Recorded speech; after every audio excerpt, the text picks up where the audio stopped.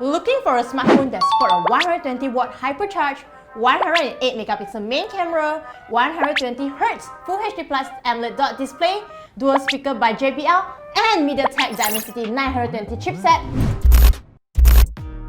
This sexy thing here can fulfill what I mentioned earlier, and it is a Redmi Note 11 Pro Plus 5G.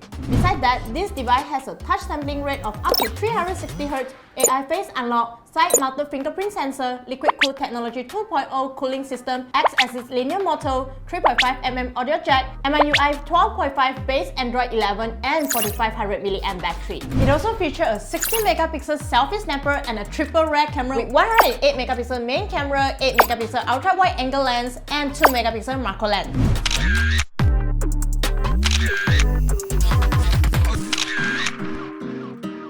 As for the pricing, the 8 plus 128GB and 8 plus 256GB variants come with a price tag of 1,499 ringgit and 1,599 ringgit. So yay or nay for you? Don't forget to let us know in the comment section below. Hit the like button, share this video, and subscribe to our YouTube channel. I'm Deborah, and see you next time. Bye!